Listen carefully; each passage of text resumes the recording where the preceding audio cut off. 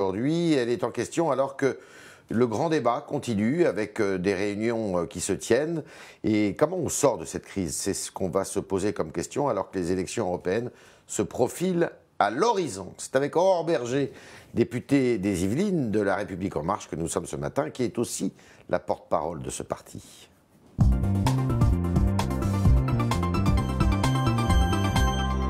Berger, bonjour. Bonjour. Alors, l'APP décapité, c'est les lampistes qui... L'APP, c'est la préfecture de police de Paris. Décapité, c'est les lampistes qui trinquent finalement, comme toujours. Je ne sais pas si un préfet de police de Paris peut vraiment être qualifié de lampiste déjà. Je pense que c'est... Non, mais c'est un rôle qui est éminemment important. Il y a eu des dysfonctionnements samedi, ce serait difficile de dire le contraire. Et donc, il est nécessaire et légitime. Si on comprend bien entre les lignes. Je ne sais pas si on peut qualifier ça de désobéissance. C'est un raté total, quoi. En tout cas, ce qui s'est passé samedi est inadmissible, inacceptable. Il ne faut pas non plus inverser les choses. Oui, la violence est inacceptable. Non, mais ceux qui sont responsables de ces violences sont d'abord ceux qui les commettent, parce que j'entends tout et n'importe quoi sur le sujet, voire même, en effet, ceux qui étaient présents sur les champs et qui, de fait, se sont rendus complices de ces violences, soit parce qu'ils les ont encouragés, applaudis, soit parce qu'en tout cas, ils ont tout fait pour ne pas les arrêter. De tout ça. En tout cas, toutes celles et ceux qui étaient sur les champs... sont complices. Oui, sont complices. Enfin, vous avez vu comme moi les images. Est-ce que vraiment il y a de quoi se réjouir quand on voit un restaurant, un kiosque de journaux être brûlé et considérer qu'il faut le fêter? Je pense qu'on a franchi un nouveau Christophe Castaner, le ministre de l'Intérieur, maillon faible du gouvernement, il va éjecter bientôt. Alors déjà, ce n'est pas la République des fusibles, ça n'a jamais été le cas avec le président de la République, ça ne le sera jamais, ça ne le sera jamais. Et heureusement, on a aussi changé d'air dans ce domaine-là. Ensuite, le ministre de l'Intérieur, il est à sa place et à la bonne place, à la place Beauvau, justement. Il a fait des fautes. Non, je ne pense pas qu'il ait fait des fautes. Il est soumis à un niveau de pression inouï et auquel rarement des ministres de l'Intérieur ont été soumis. 18 semaines de violence et de difficultés. Pourquoi les attentats. Refuser une commission d'enquête parlementaire sur le sujet? Non, mais maintenant, c'est les nouvelles règles. C'est-à-dire que dès qu'il y a un dysfonctionnement, il y a une commission d'enquête. C'est une règle démocratique qui paraît saine, non? Mais c'est une règle démocratique qui peut être utile, mais la question est de savoir s'il y a nécessité d'avoir des commissions d'enquête systématiques pour tous les sujets, sachant qu'en plus, il y a des enquêtes judiciaires qui sont en cours, évidemment, par rapport à un certain nombre d'individus qui ont été interpellés. 282 individus, quand même, qui ont été interpellés. Il y aura une audition du ministre de l'Intérieur après celle du Sénat la semaine prochaine. Donc, l'Assemblée, en tout cas, est dans son rôle. Je ne voudrais pas qu'on laisse penser que l'Assemblée ne contrôle pas. La loi anti-casseurs, quand elle est arrivée à l'Assemblée nationale, elle avait fait un peu bouger quand même dans les rangs, et un peu beaucoup même, dans les rangs de La République En Marche. Aujourd'hui, tout le monde est d'accord? Il faut cette loi? Moi, je l'ai votée. Je ne peux pas dire avec enthousiasme, parce qu'on ne peut pas se féliciter d'avoir à voter ce type de loi, parce qu'on aimerait ne pas en avoir besoin. Mais il n'y a pas le choix. Ça y est, maintenant, c'est bon. Mais enfin, tout le monde est convaincu. Écoutez, qui peut, après ce qui s'est passé samedi, nous dire qu'il serait liberticide, nous dire qu'il serait liberticide d'interdire de manifester des individus dont on sait qu'ils sont violents? Quel Français peut comprendre qu'on les laisse encore circuler samedi après samedi? Est-ce qu'il faut changer la doctrine de la police qui date de 1968, du préfet Grimaud, on ne va pas au contact? Mais la doctrine, c'est bien tout l'enjeu, justement. Elle avait été changée déjà après le 1er décembre. Et pourquoi elle n'a pas été appliquée samedi? Eh bien, c'est tout l'enjeu. Et c'est aussi pour cela qu'en effet, il y a eu des décisions qui ont été prises de changement au sein de la préfecture de police de Paris. Il faut que police et gendarmes aillent au contact? Oui. Mais pour qu'ils aillent au contact, il faut aussi qu'on change de discours par rapport à ce qu'on entend sur les forces de l'ordre depuis des semaines. Moi, j'en peux plus d'entendre des discours où on parle systématiquement de violences policières alors qu'on a des forces de l'ordre qui sont soumises à des violences inouïes et qui ne font que répondre et se défendre face à ces violences. Il faut aussi qu'on arrête tout ce discours autour du LBD qui est devenu le nouvel ennemi public numéro 1. L'ennemi public numéro 1, c'est ceux qui commettent des violences. Et on a besoin que nos policiers soient soutenus. Ça joue sur leur morale, sur le climat. Et clairement, la retenue qu'on a constatée sur l'usage des LBD, alors que ça n'était pas une consigne du ministre de l'Intérieur, on peut quand même aussi considérer que ça vient de tout ce climat qu'on a entendu de suspicion. Il faut soutenir les forces de l'ordre. Le grand débat n'a servi à rien finalement. Non, c'est pas vrai. Alors moi, j'ai participé à organiser une dizaine de grands débats dans mon département. Mais vous pensez que c'était terminé ces violences-là, non? Mais attendez, c'est pas parce qu'on a des individus radicalisés et violents que toute la France est radicalisée et violente. Parce que c'était pas tous les Français qui étaient dans la rue, ni pendant 18 semaines, et encore moins vu les événements qui sont passés ce samedi. Les Français, ils ont soif de débat, ils y ont participé. Il y a plein de gens qui étaient sceptiques au début qui nous disaient ça sert à rien. rien, il ne faut pas le faire. Moi, j'ai participé beaucoup, organisé un certain nombre de fois, avec les maires, avec les associations. Oui, bien sûr, parce qu'il fallait, y compris dans des villages ruraux, où on a eu vraiment une affluence, parce que les gens ont soif de débat et de décisions politiques qui doivent être suivies. Comment est-ce qu'on fait ces décisions? Donc, de ce grand débat va sortir des propositions. Tout à fait. Et des décisions qui seront prises par qui? Alors, je pense qu'il doit y avoir un mix de la manière avec laquelle on va devoir décider. Déjà, première chose, il va falloir avoir des arbitrages parce que parfois au sein même d'une même réunion avec une centaine de personnes, on a des injonctions contradictoires et des demandes différentes. Qui prendra les décisions? C'est pour ça quand même qu'avoir des élus, c'est peut-être pas tout à fait inutile pour permettre justement cet arbitrage. Après, moi, je pense qu'en effet, qu'il y ait une modalité par référendum, se dire, on a rendu la parole aux Français pendant 3 mois, ils s'en sont largement saisis. Ça me paraît légitime. Vous voulez un référendum? Pas sur tous les sujets. Moi, je pense qu'il faut les deux. Je pense qu'il faut à la fois un débat parlementaire et en effet qu'un référendum à questions multiples peut avoir du sens. Qui aurait lieu quand, lui? Ça, c'est à déterminer. Moi, je ne suis pas certaine qu'il faille que ce soit en même temps que les élections européennes. On part tellement peu d'Europe déjà le reste de l'année. Après l'été ou avant l'été? C'est à définir. Non, mais franchement, l'enjeu, il n'est pas là. L'enjeu, il est sur la nature des décisions à prendre. Et je pense qu'il y a un certain nombre de décisions aussi dans le calendrier parlementaire qui sont majeures. La loi mobilité. Ça, pour moi, c'est une réponse majeure aux inquiétudes des Français, qui se sentent, en effet, vous savez, c'est à côté, systématiquement, à côté des décisions qu'on prend, à côté de la ligne de chemin de fer. Est-ce que le président de la République va vous consulter, vous, député de la majorité, avant de faire ces propositions? Alors, déjà, on a fait nos propositions. La République En Marche a proposé un certain nombre de choses, et sur les questions écologiques, et sur les questions de justice fiscale. Qu'est-ce que vous voulez, vous, en tête de chapitre? Alors, s'il y avait une question. S'il y avait une question. Il y a une question de justice fiscale qui est majeure dans le pays. Comment on en sort de ça? On en sort déjà par beaucoup plus de transparence sur la manière avec laquelle l'impôt des Français est utilisé. On remet en question l'IFI, l'impôt sur les fortunes immobilières. On rend public toutes les évaluations qui sont faites sur la manière avec laquelle les baisses de charges des entreprises sont utilisées, la manière avec laquelle on a transformé l'ISF en IFI. Et ainsi de suite. Et si ça ne marche pas, si l'évaluation montre que ça n'a pas marché, il faut revenir en arrière. Mais on l'a toujours dit. On a toujours dit, on évalue. Donc après, si on dit juste on évalue, mais quelle que soit l'évaluation, on s'enlève les mains, on bouge rien, ça ne sert à rien d'évaluer. Il faut évaluer les politiques publiques qui sont menées et du coup les transformer si elles ne portent pas leurs fruits. Moi, je suis assez confiante sur la manière avec laquelle on a transformé l'ISF parce qu'on voit que les investissements dans les fonds propres des entreprises augmentent. Donc, on peut quand même considérer que c'est une bonne chose. Et après, je crois que peut-être une des plus grandes réformes fiscales, ce serait la stabilité fiscale. D'accord. Et pas qu'il y ait en permanence... Pas d'impôt sur le revenu pour tout le monde, pas de... On ne cumule pas impôt sur le revenu, suppression de la taxe d'habitation pour 100% des Français. Ça c'est de la justice fiscale. Vous savez, quand vous avez 2 enseignants, un couple de 2 enseignants, eux aujourd'hui...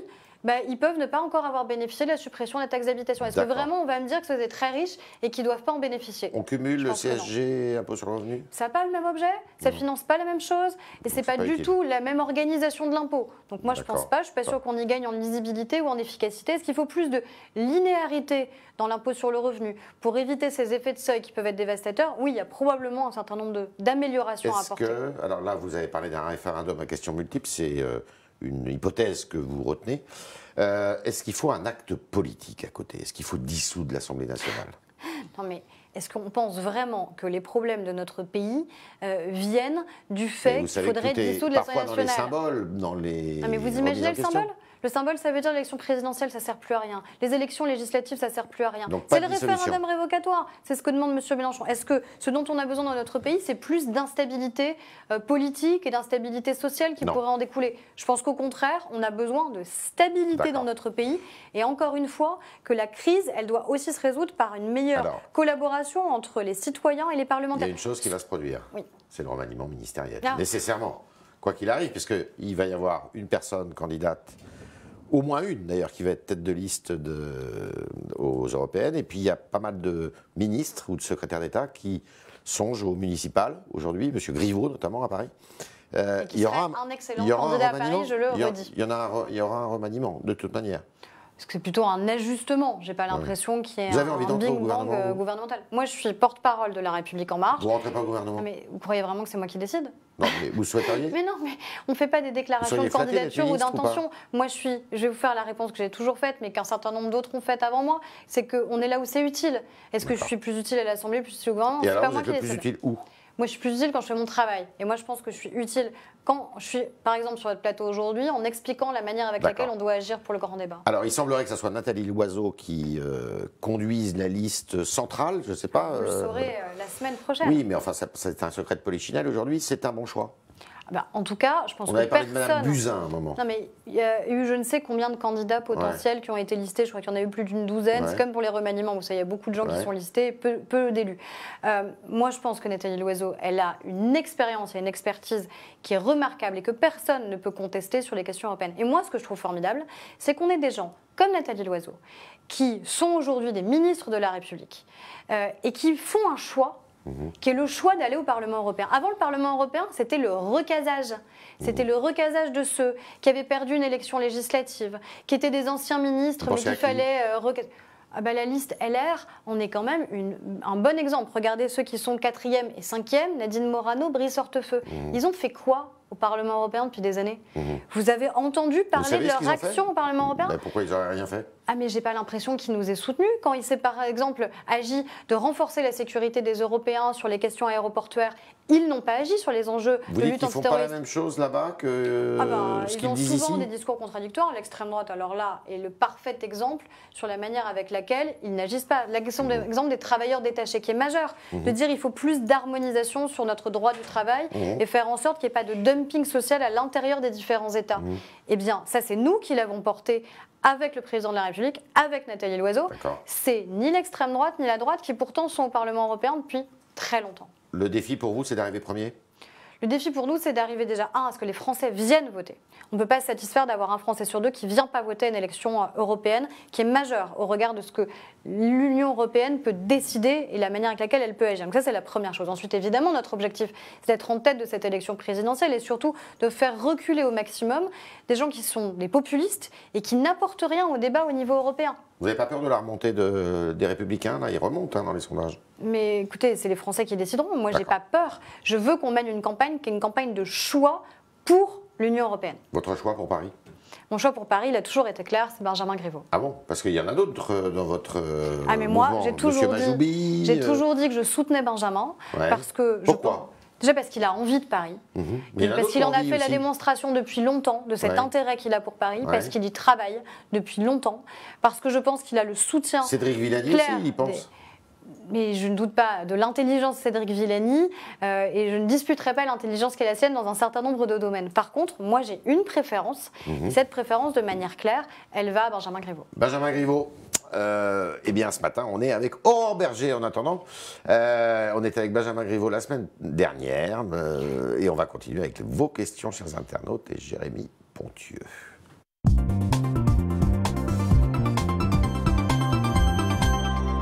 Bonjour. Bonjour Yves, bonjour Madame Berger. Bonjour. Alors première question, 40% des citoyens favorables à l'arrêt des soins pour les plus de 85 ans en Belgique, c'est une étude qui est sortie. Je sais que sur Twitter vous êtes indigné contre cette étude-là. Et Cathy nous dit, je serais d'accord à 100% contre l'acharnement thérapeutique, arrêter tout le traitement pour les personnes pour lesquelles aucun espoir de vie n'est possible, mais l'arrêt des 75% est scandaleux.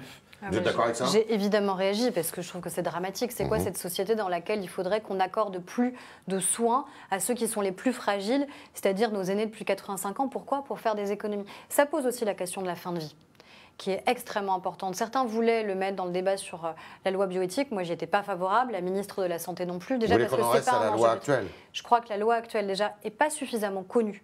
C'est-à-dire que les possibilités de déclarer ses intentions n'est pas suffisamment connues.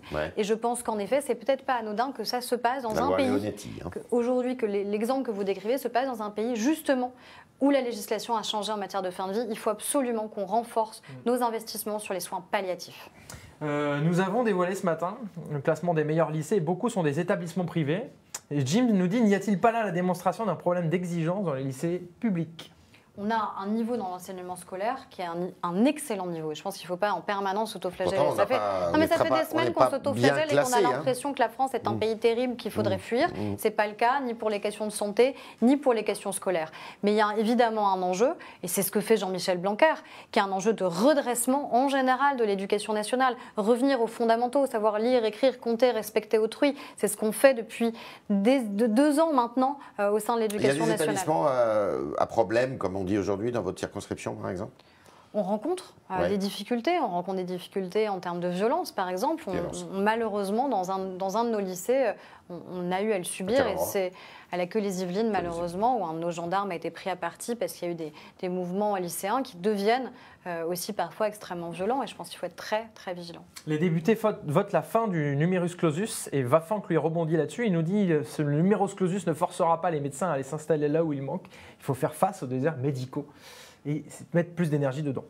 Oui, alors ça, c'est une fausse bonne idée, de dire il faut obliger les médecins à aller s'installer dans les zones sous-denses. Ça n'a jamais marché. Ça n'a jamais marché. Alors on dit, oui, parce que vous défendez les médecins, c'est une corporation qu'il faut défendre. Non, moi je défends juste que ça n'est pas efficace et utile comme mesure. Ce qui va se passer, c'est qu'on aura moins de médecins qui choisiront l'exercice libéral. Donc la fin du numerus clausus, c'est une bonne idée? Mais c'est nécessaire. Non, mais attendez. Sauf qu'elle va produire ses effets. C'est sûr qu'un médecin, on ne va pas le former en 3 ans, en 4 ans ou en 5 ans. Ça restera 10 ans pour former un médecin compétent. On ne va pas baisser le niveau d'exigence avec la suppression du numerus clausus. Par contre, si ça avait été fait plus tôt, il y aurait plus de médecins aujourd'hui qui sortiraient de nos universités formées. Quelqu'un que vous connaissez bien, qui s'appelle Alain Juppé. Ça fait 30 ans, c'est pas Alain Juppé ou X ou Y, ça fait malheureusement trop d'années qu'on a renoncé sur le sujet. On le fait et on accompagne surtout un certain nombre de mesures pour libérer du temps médical au profit des médecins. C'est ce qu'on fait avec le recrutement, par exemple, des assistants médicaux qui vont pouvoir aider, accompagner les médecins. C'est aussi un amendement intéressant qu'a porté mon collègue Thomas Meignier sur ce sujet, sur les pharmaciens, pour que les pharmaciens sous protocole puissent délivrer certains médicaments. Ça, c'est essentiel. Si vous souffrez d'une cystite ou d'une angine et que vous avez trop de temps pour aller trouver un médecin. Les médecins sont vent debout avec ça. Certains médecins. Les jeunes médecins sont favorables à cette mesure. La disposition est passée ? La disposition a été adoptée pour l'instant en commission et j'espère et je souhaite vivement qu'elle puisse être adoptée à l'Assemblée nationale parce que ça répond à une question justement sur les déserts médicaux. Alors, justement, un internaute rebondissait sur les pharmaciens qui sont autorisés à délivrer des médicaments. Il nous dit si le pharmacien a déjà le dossier du malade, ça peut bien se passer, mais dans le cas contraire, il peut prendre des risques que le malade ait des effets secondaires. Comment être pour cette mesure, nous dit-elle ? Évidemment, parce qu'il faut qu'il y ait sous contrôle permanent d'un médecin traitant. C'est pas le pharmacien qui va comme ça, sans protocole, pouvoir délivrer n'importe quel type de médicaments. C'est sur certains médicaments, je vous citais l'exemple de la cystite ou de l'angine, on a tous connu des situations dramatiques et douloureuses. Il fallait attendre 3-4 jours pour avoir accès à un médecin, alors qu'on savait qu'on pouvait aller chez le pharmacien se faire délivrer. D'ailleurs, il y a des pharmaciens qui le font.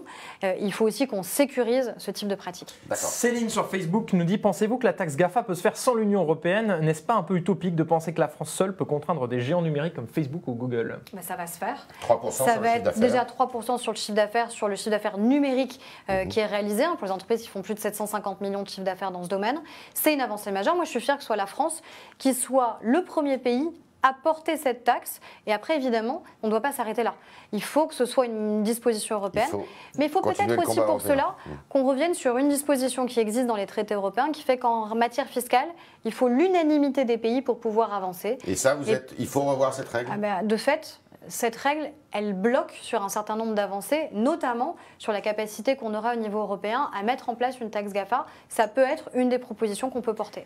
Le président veut mieux organiser le culte musulman sans toucher à la loi de 1905 et réfléchit, nous dit, c'est M. Macron lui-même qui l'avait laissé entendre que la loi pourrait être revue. Maintenant, il y renonce. Était-ce bien utile de lancer ce débat ? Déjà, il n'y a pas de débat qui soit tabou, donc je vois pourquoi on n'aurait pas eu la possibilité, la légitimité de lancer ce débat. On sait qu'on a un certain nombre de dispositions complémentaires qui doivent être prises. Est-ce que c'est en modifiant la loi 1905 ou est-ce que c'est des dispositions législatives complémentaires ? Votre position là-dessus ? Moi, ce que je veux, c'est qu'on soit efficace. On a des difficultés aujourd'hui sur des financements étrangers pour des lieux de culte et c'est inacceptable. Il faut revoir la loi de 1905 ou pas ? Je préfère qu'on n'ait pas à toucher à la loi de 1905. En revanche, il faut peut-être toucher à la loi de 1901. Par contre, il y a probablement en effet des évolutions législatives à faire sur la question de la formation des imams qui doivent être formés en France. Moi, je n'ai pas envie que ce soit des imams turcs qui viennent former des imams français. Je veux qu'on puisse prêcher en français, qui notamment. Sont formés au Maroc, notamment. Mais qui sont formés dans d'autres pays avec lesquels on a même des accords pour que ce soit possible.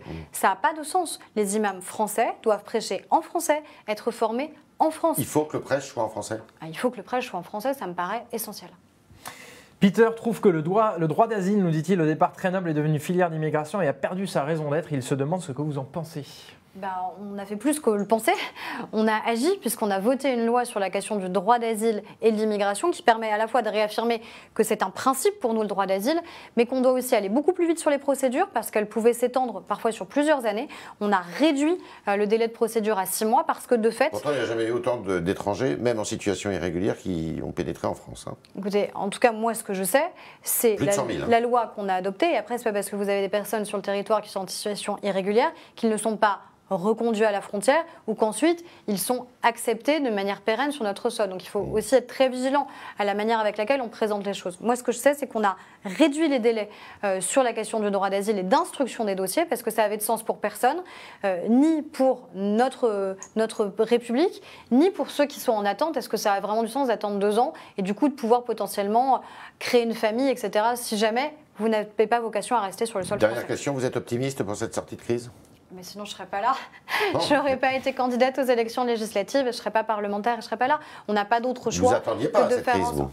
Mais vous savez, on a fait ce même diagnostic. On a parlé de toutes ces personnes qui étaient assignées à résidence, de ces personnes qui étaient empêchées dans leur vie au quotidien, qui n'avaient pas la capacité d'être mobiles. Il faut qu'on apporte à l'ensemble des Français à la fois plus de solutions en termes de protection. Il faut des protections nouvelles. Mais il n'y aura pas d'abri anti-mondialisation. Donc il faut aussi préparer les Français à ces changements qui vont arriver. C'est tout l'enjeu de la formation notamment. On était avec Aurore Berger. Merci de vos réponses à toutes nos questions. Merci, chers internautes, d'avoir si bien joué les jeux comme d'habitude, grâce à Jérémy Pontieux qui était aux manettes aujourd'hui. Et à demain, si vous le voulez bien.